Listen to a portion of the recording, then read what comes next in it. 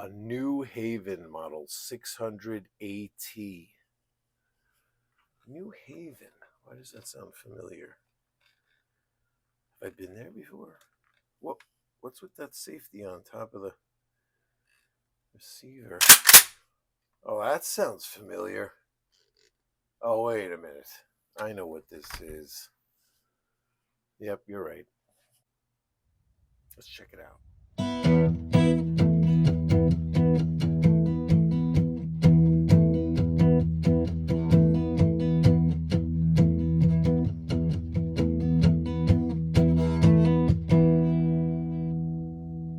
Mill Serp Garage. New Haven Model 600 AT. I know what you're thinking. Why not just title this video Mossberg 500? And you just talk about how it's a variant of the Mossberg 500. I can't do that. It has its own Wikipedia page. The New Haven Model 600 has its own Wikipedia page. That means officially it stands as its own separate thing. And, of course, we would get probably twice the attention to the video if it was called the Mossberg 500 Trap variant or something. But I have to be true to these guns, and it would be a disservice to the New Haven 600 doing that. I embrace the New Haven 600-ness of this thing, and that's the bottom line. So yeah, it is an offshoot of the Mossberg 500. So here's some history on that. O.F. Mossberg and Sons put out the Mossberg 500 in 1961 out of their New Haven, Connecticut plant. And it was designed by Mr. Carl Benson. All right, here's the, that's not it. Here it is. Where is it? Here it is. Let's put that down. All right, so we got 2 patents for it. One is for, here's the gun itself. All right, there's the number. Go check it out. This is a sick patent because it covers just about everything inside the receiver, the trigger, the bolt, everything. And this, I'm not saying he didn't heavily borrow, because he was influenced. Remington 31 comes to mind. We have a video on that back in there. Go check it out. He definitely did a lot of tribute, let's say. But this safety, this is his and his alone. I'm not even going to for a second say that somebody else came up with that. But we'll talk about this in a minute. This is the only thing that people, whenever you get someone that doesn't like the Mossberg 500, it's because of that safety. That's what they don't like. They don't like the safety on the back of the receiver. Like that stopped you from buying it. I guess some people, I don't really care about safeties. I hardly even use safeties. It's definitely not an issue for me. If I didn't like it, where it was placed or how it worked, I just wouldn't even use it. But it seems to really piss a lot of people off. So where was I with the history? Yeah, listen, Mossberg has had a lot of these little side projects going on. We've showed you J.C. Higgins shotguns that were made by Mossberg for Sears. They even did a little dabbling of their own. They came out with a Revelation kind of like side thing going on for Western Auto. This is all on their own. This is like mid 70s into the mid 80s. There's a Revelation 310. They also had a brand called Maverick Arms, but a little bit different. Maverick Arms was a subsidiary of Mossberg. So these shotguns, they actually had a cross-bolt safety. So this, when I just showed you the safety and said people hate it, they might have been enough people, they might have thought there were enough people not buying the shotgun because of that safety, that they came out with a special brand just for that. And I know that sounds crazy, but there wasn't really any other. There were a couple of other slight manufacturing differences with the Maverick Arms, but basically that's all it was a 500 with a cross-bolt safety. You might say like they would never go through that trouble. Well, let me tell you something. In 2021, Mossberg built their 11 millionth Mossberg 500, making it the most produced shotgun of all time. Now, even if 10%, if they could get 10% more, just from like 1 out of every 10 people won't buy it because of the safety, think about how many of those Mavericks they would sell, okay? So that's all I'm saying. I think there's a connection there. And, basically these things are a Mossberg 500. I'm not going to lie to you. I mean, I'm joking around about the Wikipedia page, but they basically did this as, selling them to like Montgomery Ward and stuff like that, to department stores. And the only differences were, because they're still the same Mossberg whole. Mossbergs have this anodized aluminum alloy receiver, and the safety on the top here. They all had this same type of takedown, except for like when the more tactical ones had like a different magazine tube and things like that. But just like these regular basic ones, there's really no difference. They had two things. Was with the Model 600 here, the New Havens. They said that the differences were that it had an anti-rattle system, and what I'm thinking, the anti-rattle system. Here's the plug that was in the magazine, the wooden down. You don't even have to take anything apart. You just take this cap off, and this falls right out of the end. You pull it out. See this O-ring right here? I think this was the anti-rattle system. And that was the difference. That's what it had. It had an anti-rattle system, and it's not screwed. It's not tapped here for a scope, where I think all the other Mossberg 500s were, and this wasn't. And I don't care, because I wouldn't want holes in it anyway. And I got it because what really made me want to grab this thing up right away, I'll show you this is the Mossberg 500 that we've had on the channel. This is the one I've had for years. It's a 1973. I don't think the wood back here matches the barrel. I think the receiver and the wood might match. Somebody put a big button safety on here.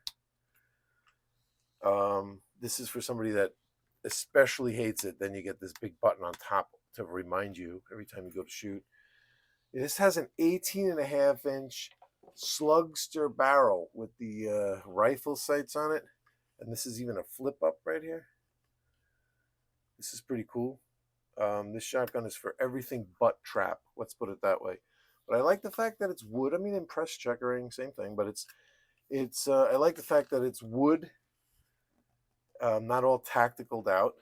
It had sling swivels. I put like an AK sling on it just to be able to throw it over my shoulder. It's a good. It's just a good tool. It's a good, stand in the corner kind of tool, but definitely nothing that you would be able to shoot trap with. And I always wanted to have a 500 to shoot trap with. So here we go. Here's the stats on this guy now. This guy is 12 gauge, 2 3/4, and 3-inch, which is pretty cool. 28-inch barrel, ACCU-CHOKE equipped with, so it has the removable chokes. 5+1 capacity. And the vent rib, that's what did it too. The vent rib barrel. So let's take a close look here from head to toe. Does not have a soft recoil pad, just a hard pad. This is supposed to be economy wood on these, but I don't know. It's pretty nice to me. Again, wasn't even fired. I mean, any of these marks that you see on it now is just what I've put, blasting the crap out of it. Let's see what it says here on the side. Let's get a little close up on the scrolling. Chambered for 2 3/4 and 3-inch magnum, 12 gauge ACCU-CHOKE, made in USA. And of course, down here we have New Haven by Mossberg, made in USA, 600 AT 12 gauge. Look how clean, right? So used to seeing these things used up. And yeah, where were we? Where'd we leave off? This big, long vent rib barrel, nice. And yeah, the ACCU-CHOKE. Nice bead. Of course, when you get these, you take your silver cleaning cloth like this, and you polish up these beads. That's all it takes before you go to the shotgun. Before you go to the trap range, that's all it takes. You hit it a little bit like that. Look at the gleam. Definitely see that thing in the sun, huh? Nice.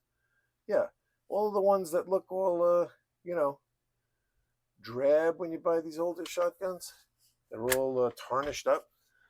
They just like jewelry, polished right up to just as bright and shiny as it was the day it was made if you hit it with the cloth. And of course, there's the proof mark right there. And that's about it. So, what's the story here? How did I date this thing? 1982. Here's how I dated it. I dated it with a database. There is a database online of serial numbers for Mossberg 500s that a fan did. And I don't know if they're still adding to it, but it's huge. And I fit in right there at 1982. And they made these from 1964 to 1982. I'm not talking about the 500s. The 500s were made from 61 to present. I'm pretty sure they still make them. This New Haven brand, it was called a private promotional brand. That's what the New Haven brand, the Revelation, and also whenever you would see, there's a few of them. There's a few of them made by Mossberg, but under their own name. So it wasn't like the J.C. Higgins one, the J.C. Higgins and stuff like that. Ted Williams, those were Sears brands, Sears promotional brands. But Mossberg had its own promotional brands. They didn't need Sears to sell these through the stores. They would just make their own promotional brand to sell them in those stores, probably just to keep track of the sales in those department stores. So they would just have literally a separate promotional brand from the regular Mossberg shotguns. But yeah, I'm dating the New Haven brand from 64 to 82. How do I come up with that? So here's the Wikipedia page for this gun, right? And it has a 77 to 98. I mean, this was just wrong. I saw a 72 model just right off the bat. I knew this was nonsense. And here's the different, by the way, here's the different brands. So the AT is the 12 gauge, AST slug barrel with iron sights. That's pretty cool. They made one that's kind of like my other one, but as a New Haven. The BT was 16 gauge, CT 20 gauge, and ET 410. I'd love one, man. A 600 ET. I want one. I want a 410 pump New Haven shotgun. New Haven 600. That would be great.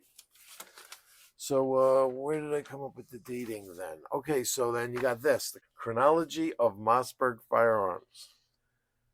You want this online? I don't know what the URL is, but you could just Google that and look it up. This guy is a genius for compiling this. Love looking at the different Mossbergs. Even, you know what's interesting here? Just to look at the different 500s and what they're called. Where is that? That's over here. Look at all the different 500s. It's fun to just look through all the different ones.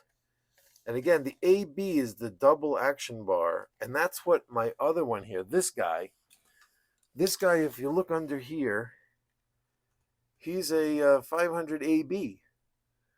Okay, so it's not listed as the Slugster, because the Slugster has its own. Where's the Slugster? It's here somewhere. I don't know, you look, if here you find it. Oh, here it is. It would be a 500 AS. Introduced that in 65. That's a 500A with a 24-inch or 18.5 inch. That's an 18.5 inch Slugster cylinder bore barrel with rifled sights. That's what it is. But it's not an AS. It has this AB designation just for the double bar action slide. So I'm thinking somebody took the double bar action slide receiver and mated it with the Slugster barrel from one of these, from an AS, to come up with that hybrid.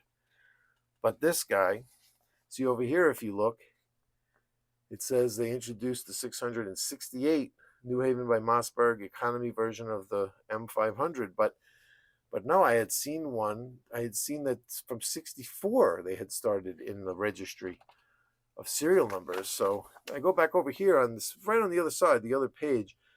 where they just list the model, the introduction date, um, the DISC, what could that possibly be, and the description. And I got model 600, 1964. Oh, discontinued. Sorry, introduction discontinued. 1964 to 1982. So where they show when they came into service and when they were out. I believe this to be accurate. That's why I put a check mark there. The New Haven economy line of the 500. So that's the years right there. I'm pretty sure that's it. 64 to 82. And this is an 82. So this is when they were wrapping things up. And it's actually late in the year. The serial number would be late. According to the registry, it's pretty late in the year, too. This could have been one of the last ones. Maybe even the last one. Let's listen to that again. Oh, you got to love that. It just sounds so awesome. So how did I come into this thing? Well, this is a 1982 manufacture, okay? And I got this thing in the box. Brand new, hadn't even been put together, still had inspection tags on it, assembly lube, like the cardboard around the pieces. Unbelievable that hadn't even been assembled yet. And it also came with a full complement of chokes. I got a full that's on there right now, a modified, an improved cylinder, choke wrench.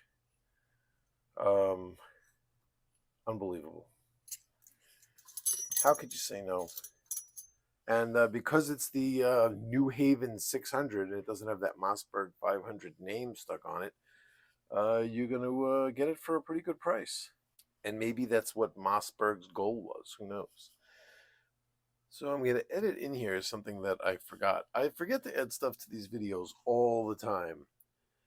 And then I just forget about it. I'm just like, well, whatever. I guess it just wasn't meant to be in there. But this is so cool. I had to add in this is a rare added in edit. Okay, so when I bought the gun, first took it apart, I found this inside the receiver. Okay, and brand new. Look at that. Thought maybe it was like something that had to do with the machining because I couldn't figure out where it came from. And there wasn't anything broken or not working. Nothing that I could find missing. Well, what happened was when I went to the trap range, I didn't have an issue. But when I came home from the trap range, I showed this to a friend of mine. And when I showed it to him, the pin, the takedown pin here, fell out. As I'm showing it to him, it just fell out onto the floor. And the trigger guard was falling out. I was like, what the? And I put it back in and I realized that this pin wasn't being held in anymore. You just push it in one side, it would just fall right out the other. And I was like, well, I guess there's some with is the ball detent messed up or something? Then I realized there's no ball detent in this. I'm looking at the underneath of the trigger guard, and I see there's a square here. Here, I'll throw up a picture of it. This is a square here. That's what's supposed to be inside of it. A clip. That clip wasn't in there, and I was looking in that hole. I could see that it extended into the hole where the takedown pin was, that it was obvious that something went in there. And I said, oh, look, it's not a ball detent that's like missing or whatever. It looks like it was, I guess, some type of metal clip that went in there. And then bing, in my head, popped into my head, the old missing pieces here. That's why I save everything. So when I got these pieces, I saved them. And then I looked up online, what holds the takedown pin in, bang, there you go. That's the part. Looks exactly like the pieces that I have. And it seems to be one of these unobtainable parts. If somebody does have it for sale, it's like $30 or something like that. And I got to admit, I think I might have paid maybe $200 for this shotgun. So you're talking about like a 15% of the cost of the shotgun just for that pin. Forget it. So what I did was I took a paper clip here like this, like obviously this is the one that's cut, but I just used a little teeny wire snipper and using this loop of the, if you have this problem, actually, this is really cool. See this loop right here? That loop of a common size small paper clip is the perfect size to fit right inside that square there, where if you bend the end of it, if you cut it just to the right size, and you know what, if you mess up, I mean, they're paper clips. You have like a box of them for $1.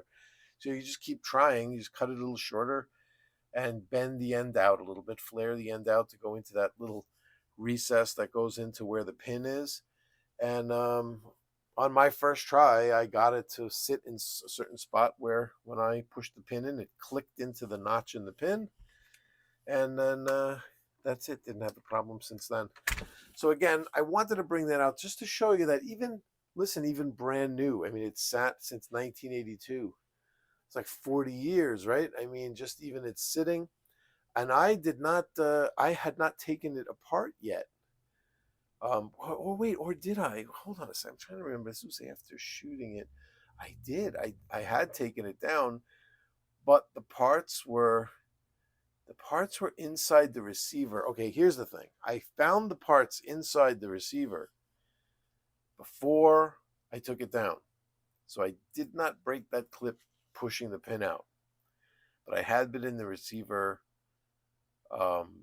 before. There might have been just like a residual piece in there that was not allowing the pin to fall out.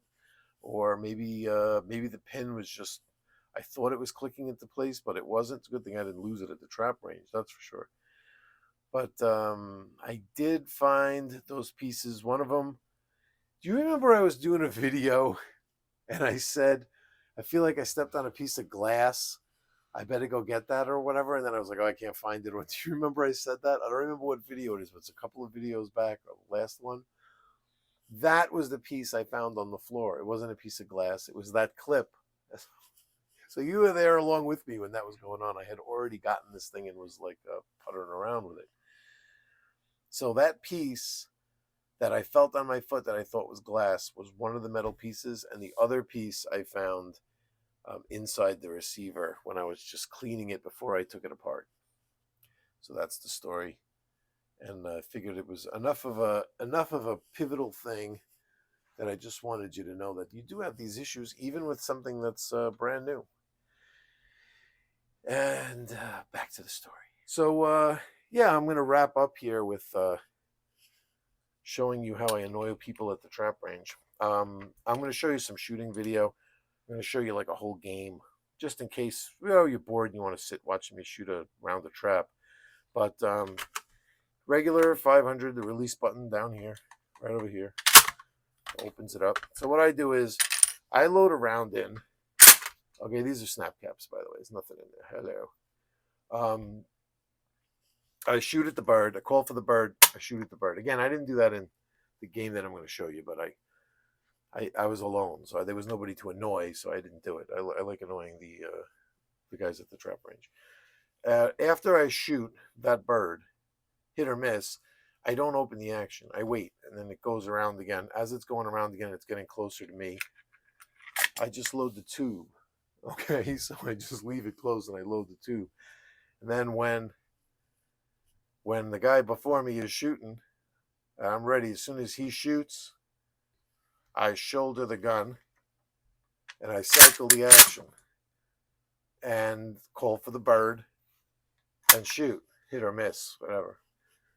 And then I don't do anything. I don't eject it. See, they expect to hear you either with a pump action, you're either pumping it, or with a brake action, you're opening the brake action. But I just, if hit or miss, I just lower the gun and just stand there at the ready position downrange. When it starts coming around to me again and it gets close, again, I just load the tube. And I just keep going around like that. And I don't know, for some reason, it bothers them. They're somewhere in the guy's brain, he's thinking that I have 2 rounds loaded in there somehow. I don't know. They just start bugging out. They do start bugging out. It doesn't take much for these guys to lose their minds down there sometimes. But it's like, I have a lot of fun just making them think. I keep them thinking. I'm not really breaking the rules by doing that. I really only have one round one live round loaded at a time. There's nothing that says I can't keep it empty in my chamber for as long as I want. For as long as I want. Well, anyway, do I have any other information? I guess I'll just leave you with this game here, this outro game. You know, the channel's been doing really good. I've been liking the comments. Everybody's being nice and respectful, inquisitive. It's pretty cool. I like the content I'm seeing on YouTube lately too. There's a lot of new channels popping up with a lot of cool content, and I like to see that.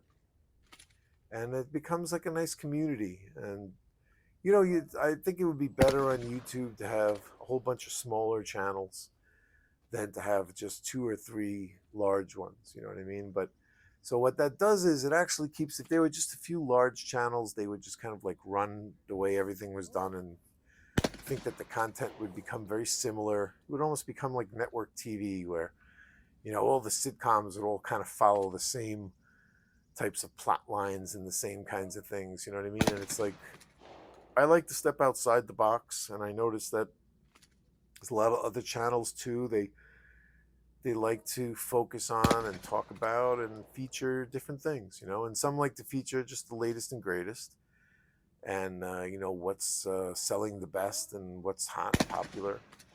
And then some, like I like to kind of dig into you know, what you would more realistically find if you just like kicked around in the back room of a old gun store. You know what I mean? What would you find back there? And this is one of them. Who would think you would find a shotgun from 1982 still all wrapped up in the box? And you go like, well, what is it? It's a New Haven 600 AT. And you'd be like, I have no idea what that is. What is the, well, yeah, it's an economy brand. Oh, jeez, forget it. You know, like that's how people would think. But you know what? What's more solid than a Mossberg 500? I mean, they're interesting. They're interesting. The fact that they're anodized means they can't be parkerized. They kind of went through military trials, but they got booted because something like they had more than 2 failures in 3,000 rounds, so they didn't make it into the military trials, but then actually turned out later on to become one of the greatest military shotguns there was, I believe. I don't even really know its whole military history, but it's got a ton of history. It's been around. It's been through everything. It's been in countless movies and countless. I mean, it's part of firearm history right now, the Mossberg 500. And you would pass something like that up, new in the box like that, just not knowing the history. History is important, and giving this gun its own Wikipedia page says a lot. That it and how it stands out on its own. But you always got to also pay attention to the origins. The origins are important. And with that, I will leave you, and I'm going to start compiling my research and getting all my stuff together for my next video. It seems like the fire is lit right now, and I've been doing this nonstop. Some of this research is tough. This one was enjoyable because there really isn't much out there. It's just the Mossberg 500 with a different name on it and a couple of idiosyncrasies.